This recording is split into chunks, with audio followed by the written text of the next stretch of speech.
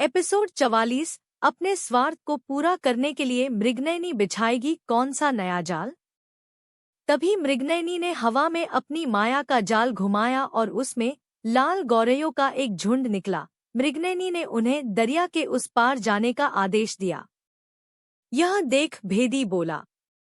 मृगनयनी और भेदी उस मायावी जगह पर खड़े थे।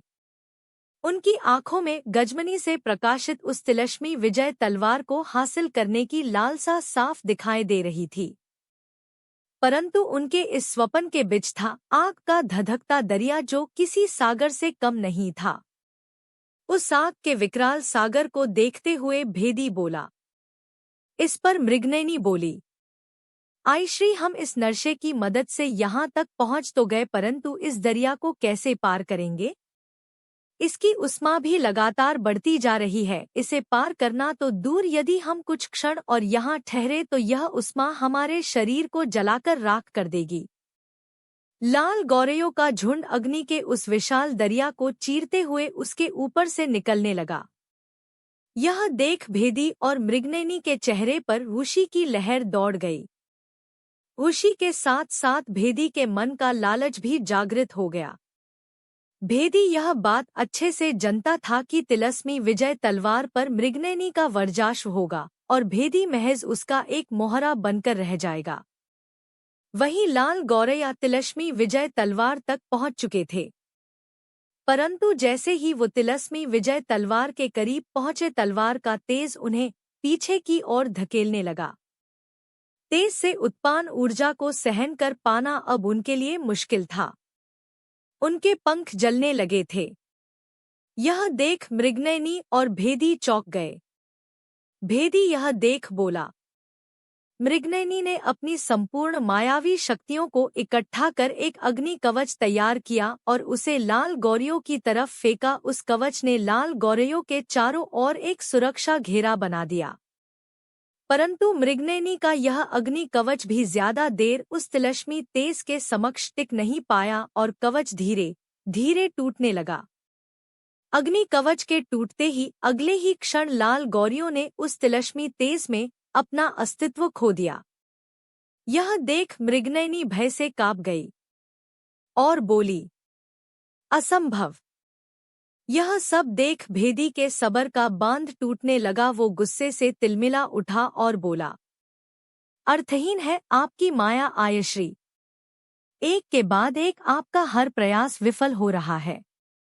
आपकी यह मायावी शक्तियां भी किसी काम की नहीं। आपका भय बता रहा है आपने हार मान ली है। क्या यही थी आपकी माया? हमें तो यकीन नहीं हो रहा हमारे समक्ष वो स्त्री है जिसके कहर से यह ब्रह्मांड कांपता है। तभी दरिया में एक हलचल हुई। अग्नि के उस बहते सागर से उठने वाली ऊष्मा अब विकराल बादलों में बदल चुकी थी। यह देख मृगनयनी भयभीत स्वर में बोली, तो आप किस चीज की प्रतीक्षा कर रही है? जो भी करना है जल्दी कीजिए, इससे पहले यह अग्नि मेघ हम पर अपना कहर बरसाने लगे। इस पर भेदी मृगनयनी से बोला। मृगनयनी बोली, एक तरफ अग्नि मेघों से बढ़ती ऊष्मा उनके शरीर को जला रही थी, वहीं मृगनयनी के मुख से यह सुन भेदी का गुस्सा फूट पड़ा। भेदी का दिमाग घूम गया था। वो खुद को शांत करते हुए बोला, तुम हमारे गुलाम हो, गुलाम की तरह रहो। हमारे मालिक बनने की गुस्ताखी की तो अभी तो सिर्फ मृत्यु की झलक दिखाई है। इसे सत्य बनाने में हमें एक क्षण भी नहीं लगेगा। भेदी मृगनयनी से सहमति जताते हुए बोला, हमारी गुस्ताखी के लिए क्षमा आयश्री, परंतु क्या अब हमारा यह स्वप्न कभी पूर्ण नहीं होगा? मायावी विजय तलवार के इतना समीप आकर भी हम उसे छू तक नहीं पा रहे। मृगनयनी शातिर मुस्कान के साथ बोली, मायावी विजय तलवार पर हमारा वर्चस्व होगा, परंतु इस कार्य के लिए हमें एक ऐसे शख्स की जरूरत होगी जिसमें जल तत्व की शक्ति हो, जिसके प्रेम की निर्मलता इस अग्नि के आक्रोश को शांत कर सके। यह सुन भेदी ने उत्सुकता से पूछा, आप किसकी बात कर रही है आयश्री? कहीं आप? भेदी के मन की बात भांपते हुए मृगनयनी शातिर मुस्कान के साथ बोली, तुम सही सोच रहे हो। यदि मायावी तलवार को हासिल करना है तो हमें उन दोनों के प्रेम को पूर्ण करना होगा। अपने स्वार्थ को पूर्ण करने के लिए कभी कभी दुश्मन का हितैषी भी बनना पड़ता है। भेदी मृगनयनी बोली। इस पर सरदार भीमा क्रोधित होते हुए बोला। वहीं दूसरी ओर राधिका के हृदय की अशांति बढ़ती जा रही थी। सरदार भीमा राधिका के साथ गजमहल पहुंच चुके थे। सरदार भीमा ने राधिका को उनके कक्ष के द्वार पर छोड़ते हुए कहा, आपका शयन कक्ष। दासी ने अपना सर झुकाया और हाथ जोड़ते हुए बोली, क्षमा करे सरदार, परंतु यह कक्ष तो हम जैसी दासियों के लिए है। गजमाता भला इतने छोटे कक्ष में कैसे रह सकती है? इनका स्थान को आपके साथ शाही गज कक्ष में है। तभी वहां खड़ी एक दासी बोली। तभी राधिका बीच में बोल पड़ी। सरदार भीमा कुछ प्रतिक्रिया देते उससे पहले राधिका कक्ष के अंदर गई और कक्ष के पर्दे को खींच उसे बंद करते हुए बोली, शुभ रात्रि। विचित्र, इस स्त्री के साथ हम कुछ दिन और रहे तो हमारा मस्तिष्क घूम जाएगा।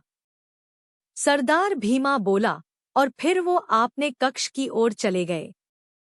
एपिसोड 45 मिलकर भी है जुदा राहें।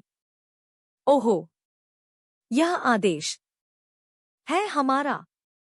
गजमाता के आदेश का पालन करना भी तुम्हारा कर्तव्य है ना? इस पर राधिका बोली। उसके बाद वो राधिका के समीप बैठते हुए बोली। दासी राधिका के हृदय की अपने प्रति करुणा देखते हुए भावुक होते हुए बोली, पता नहीं सब लोग कह रहे हैं आप हमारी गजमाता रुद्रप्रिया नहीं, उनका बहरूपिया है, परंतु हमारा हृदय यह कद्यपि स्वीकार नहीं कर पा रहा। जिसके हृदय में हम जैसी साधारण दासी के प्रति इतनी करुणा है, वो सरदार भीमा और गजकेशरी के लिए अहितकारी हो ही नहीं सकती। और फिर सरदार भीमा ने रुद्रप्रिया के चित्र को अपने सीने से लगाया और नम हृदय के साथ निद्रा में चले गए। अगली सुबह राधिका की नींद खुद के जलाभिषेक से खुली। जैसे ही शीतल पानी राधिका के मुख पर गिरा वो एक सिसक के साथ उठ खड़ी हुई और गुस्से से चिल्लाई, मिहिरा की बच्ची, मैं जानती हूँ यह तेरा काम है। आज मैंने तेरा दी एंड कर देना है। तभी उस औरत ने अपने साथ कक्ष में मौजूद दसियों को कक्ष से बाहर जाने का इशारा किया। यह देख राधिका की हार्ट रेट और बढ़ गई, परंतु जब उसने अपनी आंखें खोली तो वो घबरा गई। उसके सामने मिहिरा नहीं बल्कि एक विचित्र सी दिखने वाली औरत खड़ी थी। उसने आदिवासी वेशभूषा पहनी थी और उसके हाथ में रुद्राक्ष की माला थी जिससे वो लगातार जप कर रही थी। उसकी लंबी जीभ उसके मुख से बाहर निकली थी। उसी औरत के कहने पर दासियों ने राधिका पर जल फेंका था। उसे देख राधिका मन ही मन डर से बड़बड़ाई। वो औरत राधिका की ओर मुड़ी और अपनी आंखें क्रोध से बड़ी करते हुए बोली, सूर्यदेव को आए एक पहर बीत गया है और आप है कि अभी भी निद्रा में डूबी है। यह सुन राधिका झटपट अपने बिस्तर से उतरी और खिड़की से आ रही धूप को देखते हुए बोली, अब यह कौन है? दिखने में तो साक्षात काली माँ लग रही है। यह कहते हुए राधिका अपने बालों को ठीक करने लगी जो पानी से पूरी तरह भीग चुके थे।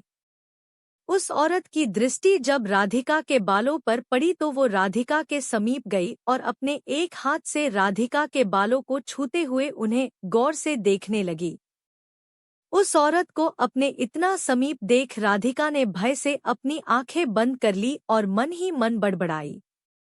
राधिका ने हिम्मत कर उस औरत को पीछे की ओर धकेला और बोली, और फिर राधिका आंख बंद कर एक मंत्र बोलने लगी, यह कैसी अवस्था बना रखी है आपने अपनी?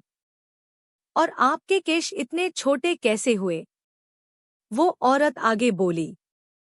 राधिका धीरे से लड़खड़ाते शब्दों में बोली। राधिका की पूर्ण बात वो औरत नहीं समझ पा रही थी, परंतु जितना समझी वो उसके क्रोध को अग्नि देने के लिए काफी था। वो actually last year college farewell के लिए स्टेप कट करवाया है। देखो प्लीज हमारे बालों के साथ कुछ मत करना। आपको पसंद आया हेयर कट तो हम जब अपनी सदी लौटेंगे तो आपका भी सेम टू सेम करवा देंगे, पक्का प्रॉमिस। यह सुन राधिका चौंक गई और इससे पहले वो कुछ बोलती तभी सरदार भीमा वहां आ गए। वो राधिका की हालत और उस औरत के क्रोध से वहां की स्थिति भाप गए। वो उस औरत के समीप गए और उसके पैरों में झुककर उनका आशीर्वाद लिया। यह देख राधिका हैरान थी। वो मन ही मन बड़बड़ाते हुए बोली, हमें तो सरदार को देखकर पहले ही शक था, जरूर इन्होंने ही इस चुड़ैल को यहाँ भेजा होगा हमें मारने की फिरौती देकर। कौन है यह विचित्र और क्या रिश्ता है सरदार भीमा से इसका? जानने के लिए पढ़े आगे के चैप्टर्स। क्या राधिका साझा करेगी भीमा से अपने हृदय के जज्बात? Episode 46 Radhika's care for Bhima. Radhika सवालिया नजरों से भीमा और उस औरत को घूर रही थी। तभी सरदार भीमा ने राधिका से कहा, आप वहां क्या खड़ी है, आइए और गुरु माँ का आशीर्वाद लीजिए। राधिका ने उस औरत की तरफ देखा, वो बहुत गुस्से में थी। राधिका बिना किसी सवाल के उसके समीप गई और उसका आशीर्वाद लिया। उस स्त्री ने एक नींबू राधिका के सर पर फोड़ते हुए कहा, जय मां कुलदेवी, कुलदेवी तुम दोनों पर अपनी कृपा बनाए रखे। और फिर वो स्त्री राधिका की अजीब दृष्टि से देखते हुए बोली, अपनी इस विचित्र वेशभूषा को ठीक करो और उसके पश्चात हमसे हमारे कक्ष में भेंट करना। ध्यान रहे विलंब हमें पसंद नहीं। राधिका ने हाँ में सर हिलाया। उसके पश्चात गुरु माँ वहां से चली गई। नींबू रस टपक कर राधिका के मुख तक आ गया था। राधिका उसे पूछते हुए बोली, सरदार भीमा राधिका की ओर देख रहे थे जो अपने बाल ठीक करने लग रही थी। राधिका पूरी भीग चुकी थी। उसके भीगे हुए केश भीमा को अपनी ओर आकर्षित कर रहे थे। उसके परेशान चेहरे की मासूमियत देख भीमा के मुख पर एक स्माइल आ गई। अचानक भीमा के चेहरे की मुस्कान की जगह गंभीरता ने ले ली। भीमा के कदम राधिका की ओर बढ़ने लगे। भीमा को ऐसे अपनी तरफ आते देख राधिका मन ही मन बड़बड़ाई, ईयू, ओ गॉड, हे कान्हा जी, यह सरदार मुझे ऐसे क्यों घूर रहा है जैसे अभी हमारा सैंडविच बनकर खा जाएगा। भीमा ने राधिका की ओर जैसे ही अपना हाथ बढ़ाया, राधिका उसे रोकते हुए बोली, ये क्या कर रहे हैं आप? सरदार भीमा ने सैनिकों को उस हमलावर का पीछा करने का आदेश दिया। तभी सेनापति मृगभानु वहां आ गए और सरदार भीमा और गजमाता से बोले। भीमा राधिका के और करीब गया और उसे शांत रहने का इशारा किया। राधिका खामोश हो गई। तभी अचानक भीमा के हाथ से टपकता लहू राधिका की मांग में गिरने लगा। सब कुछ इतना जल्दी हुआ कि राधिका कुछ समझ नहीं पाई, वो शॉक हो गई। राधिका धीरे से अपना हाथ अपनी मांग के पास ले गई। उसकी मांग भीमा के लहू से सज चुकी थी। राधिका ने देखा कि भीमा अपने हाथ में एक बाण थामे था, जिसके प्रहार से उसका हाथ जख्मी हो गया था। तभी किसी परछाई को कक्ष के बाहर से भागते हुए उन दोनों ने देखा। भीमा ने चिंतित स्वर में राधिका से पूछा। सरदार भीमा ने कहा, आप ठीक है? राधिका ने हाँ में सर हिलाया। भीमा ने तेजी से उस परछाई का पीछा किया और परंतु दूर दूर तक कोई नहीं था। भीमा क्रोध से अपनी तलवार वापस मयान में रखते हुए बोला, लगता है भाग गया, परंतु यह आक्रमणकारी जो भी है हम इसे छोड़ेंगे नहीं। सरदार आपका हाथ जख्मी है, आप यही रुकिए, इस हमलावर से हम निपट लेंगे। यह दुष्ट जो कोई भी है शीघ्र आपके कदमों में होगा। इस पर सेनापति मृगभानु बोले। राधिका भीमा के समीप गई और उसके जख्मी हाथ को अपने हाथ में लेते हुए बोली, ओह गॉड, आपको तो बहुत चोट लगी है। आप रुकिए, मैं अभी इस पर मलहम लगा देती हूँ। भीमा वहां से जाने लगा। तभी राधिका उसका रास्ता रोकते हुए उसके सामने आ गई और अपनी आंखें बड़ी करते हुए बोली। राधिका दौड़ते हुए अपने आसपास कुछ खोजने लगी और फिर आवश्यक औषधियां एकत्रित कर उसका लेप बना भीमा को लगाने लगी। परंतु भीमा उसका हाथ रोकते हुए बोला, हम ठीक है और हमें आपके लेप की जरूरत नहीं। वैसे भी हमें घावों की आदत हो गई है। जो घाव आपके छल ने हमें दिया है उसके सामने यह चोट बहुत मामूली है। आप शीघ्रता से तैयार होकर गुरु माँ के पास जाइए, वरना वो रुष्ट होगी। भीमा इससे पहले कुछ कहता राधिका उसे थोड़ा गुस्सा दिखते हुए बोली। जख्म भीमा के हाथ पर था, परंतु पीड़ा का अनुभव राधिका को उनसे कहीं अधिक हो रहा था। राधिका सहजता से हाथ पर फूंक मरते हुए बोली, चुप करके बैठिए, पहले यह लेप लगवा ले, उसके बाद आपको जितना गुस्सा करना है कर लेना। उसके बाद राधिका भीमा के हाथ पर लेप लगाने लगी। भीमा राधिका को देखते हुए मन ही मन बोला, यह स्त्री सचमुच विचित्र है। कभी इतनी फिक्र दिखाती है और कभी खुद ही कभी ना भरने वाले घावों से हमारे हृदय को छलनी करती है। इनके कौन से रूप को सत्य माने समझ नहीं आता। तभी भीमा ने दर्द के कारण अपना हाथ पीछे की ओर खींचते हुए कहा, आह, बस कीजिए। तभी सेनापति मृगभानु वहां आ गए और सरदार भीमा और राधिका के समक्ष झुकते हुए बोले, सरदार और गजमाता को हमारा नमन। आपके एकांत में विघ्न डालने हेतु क्षमा चाहते हैं। आप पर हुए हमले के हमलवार को हमने पकड़ लिया है सरदार। परंतु इससे पहले हम उससे हमले का कारण ज्ञात करते उसने खुद पर प्राणघाती वार कर खुद के अस्तित्व को खत्म कर लिया। जैसे तैसे हिम्मत इकट्ठी कर राधिका तालाब में स्नान के लिए उतर गई। तभी दो सेविका राधिका के समीप आई और बोली, और फिर सरदार भीमा सेनापति मृगभानु के साथ वहां से चले गए। तभी वहां दो सेविका आई। उनमें से एक ने कहा, गजमाता स्नान के लिए प्रस्थान करे। आपके स्नान हेतु उचित प्रबंध कर दिए गए हैं। राधिका ठंडे पानी में कांप रही थी, उसने कहा। राधिका बोली और फिर राधिका उस सेविका के साथ चल दी। सेविका उन्हें लेकर एक तालाब के पास पहुंची और बोली, ठीक है चलिए गजमाता, हम स्नान स्थान पर पहुंच गए। Are you serious? हम यहाँ नहाएंगे ऐसे खुले में? देख, राधिका चौंकते हुए बोली, आप निश्चिंत रहिए गजमाता, यह स्थान पूर्णतः सुरक्षित है।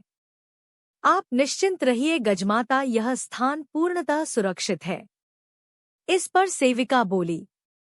राधिका ने अपने चारों तरफ देखा, यह जगह बेहद खूबसूरत थी। तालाब के आसपास फूलों के वृक्ष थे, जिनसे झड़ते पुष्प तालाब के जल में तैर रहे थे। राधिका ने तालाब में अपना पैर दिया, परंतु जल इतना ठंडा था, राधिका ने झट से अपना पीछे खींचा और बोली, यह पानी तो बहुत ठंडा है यार, बट कोई और ऑप्शन भी तो नहीं है। राधिका सब सोच रही थी कि तभी वो औरत बोली। राधिका ने उसकी बात सुन थोड़ा ब्लश किया और फिर स्वयं का प्रतिबिंब जल दर्पण में देखा। वो वाकई बहुत ही खूबसूरत लग रही थी। तैयार होने के पश्चात राधिका गुरु माँ के कक्ष में पहुंची, जहां गुरु माँ कुलदेवी के ध्यान में थी। राधिका गुरु माँ को ध्यान में देख खुद से बोली। स्नान के पश्चात राधिका के केशों को सुगंधित धुएं से सुखाया गया और उन्हें गजमाता की आदिवासी शाही वेशभूषा पहनाई गई। उसके पश्चात पुष्पों और गजदंत से बने गहनों से उनका श्रृंगार किया गया। उसके पश्चात सेविका राधिका को जल दर्पण के समक्ष लेकर गई और बोली। राधिका इसी कसमकश में थी कि तभी अचानक गुरु माँ ने अपनी आंखें खोली और फिर राधिका को देख बोली।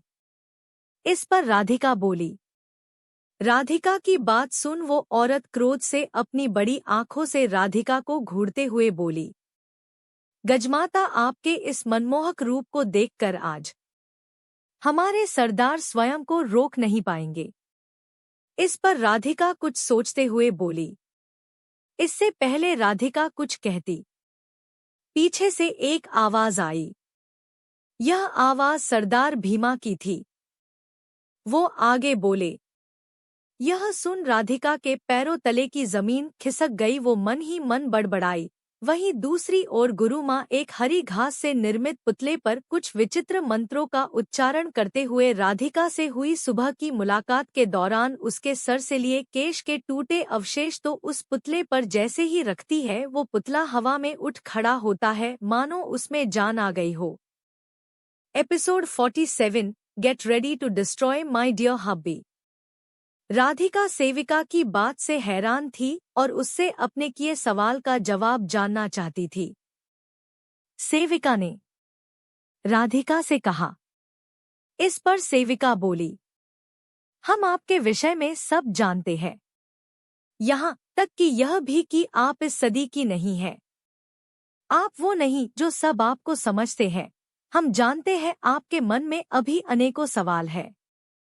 हम आपके हर सवाल का उत्तर आपको देंगे, परंतु इस वक्त आपका अपने माँ बाबा से मिलना अत्यंत आवश्यक है। हम नहीं चाहते जो हमारे साथ हुआ वो आपके साथ भी हो। हम आपके विषय में सब जानते हैं, यहाँ तक कि यह भी कि आप इस सदी की नहीं है। आप वो नहीं जो सब आपको समझते हैं। हम जानते हैं आपके मन में अभी अनेकों सवाल है। हम आपके हर सवाल का उत्तर आपको देंगे, परंतु इस वक्त आपका अपने माँ बाबा से मिलना अत्यंत आवश्यक है। हम नहीं चाहते जो हमारे साथ हुआ वो आपके साथ भी हो। राधिका उसे रोकते हुए बोली। यह कहते हुए उस सेविका की आंखों में आंसू आ गए। उसके बहते आंसुओं में अतीत की किसी दुखद घटना की छवि थी। राधिका ने उसे शांत करते हुए कहा, तुम ऐसे क्यों रो रही हो?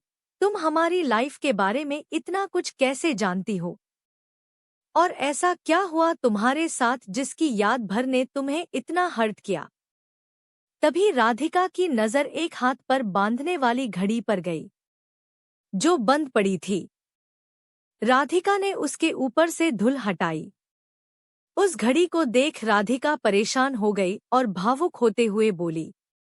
राधिका बिना किसी सवाल के उस सेविका के पीछे चल दी।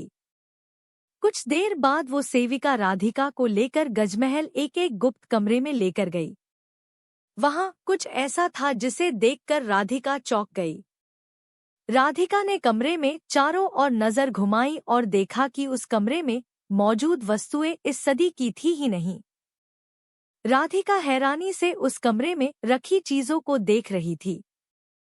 राधिका को इस प्रकार हैरान देख वो सेविका बोली। और तभी राधिका की नजर एक पायल पर पड़ी, जो एक स्त्री के आधे कटे पैर में बंधी थी। उसे देख राधिका के पैरों तले की जमीन ही खिसक गई।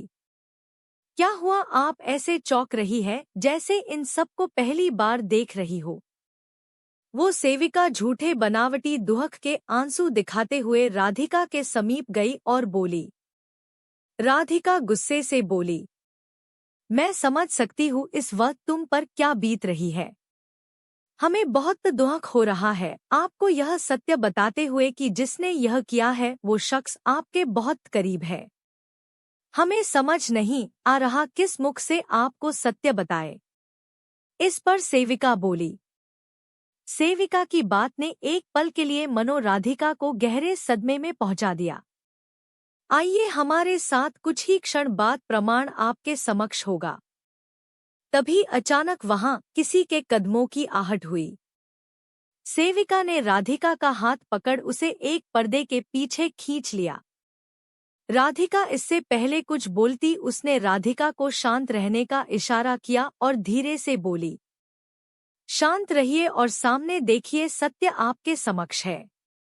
राधिका ने देखा कि सेनापति मृगभानु और सरदार भीमा उस कक्ष में दाखिल हुए। सरदार भीमा उन लाशों के समीप गया और बोला, अपनी पुत्री के छल की सजा इन लोगों को उठानी पड़ी। सरदार, इनके शवों का क्या करना है? हम अधिक समय तक इन्हें यहाँ सबसे छुपकर नहीं रख सकते। हमें शीघ्र अति शीघ्र इनकी अंतिम क्रिया करनी होगी। तभी सेनापति मृगभानु से कहा। इस पर सरदार भीमा ने सेनापति जी से कहा, परंतु ध्यान रहे सेनापति जी, इनके विषय में किसी को भी ज्ञात ना हो। आप आज रात्रि संध्या के अंधेरे में ही इस कार्य को पूर्ण करें। उसके पश्चात वो दोनों वहां से चले गए। राधिका को यह सब देख अभी भी अपनी आंखों पर यकीन नहीं हो रहा था। तभी सेविका ने कुटिल आवाज में राधिका से पूछा, क्या अभी भी आपको किसी प्रमाण की जरूरत है? क्यों भीमा, क्यों किया आपने ऐसा? हमने आपके लिए अपने परिवार की जिंदगी दांव पर लगा आपको मृगनयनी से बचाया और अपने बदले में हमारे साथ क्या किया? मार डाला हमारे माँ बाबा को। राधिका भावुक होते हुए बोली। राधिका की आंखें गुस्से से लाल हो चुकी। वो अपने आंसू पूंछते हुए बोली, सरदार, तुमने राधिका की फिक्र, उसकी इनोसेंस देखी है। अब तुम राधिका का वो वॉयलेंट रूप देखोगे जो तुमने सपने में भी नहीं सोचा होगा। जब तक तुमसे अपने माँ बाबा की मौत का बदला नहीं ले लेती शांत नहीं बैठूंगी। उनके शरीर पर दिए तुम्हारे हर घाव का बदला डबल इंटरेस्ट के साथ तुमसे ना लिया तो मैं भी अपने बाबा की राधिका नहीं। Get ready to destroy my dear hubby. आखिर कौन है यह सेविका और ऐसा करने की पीछे उसका क्या मकसद हो सकता है? क्या होगा उस प्रेम कहानी का अंजाम जहां प्यार ही उतर आए लेने को इंतकाम? जानने के लिए पढ़े आगे के चैप्टर।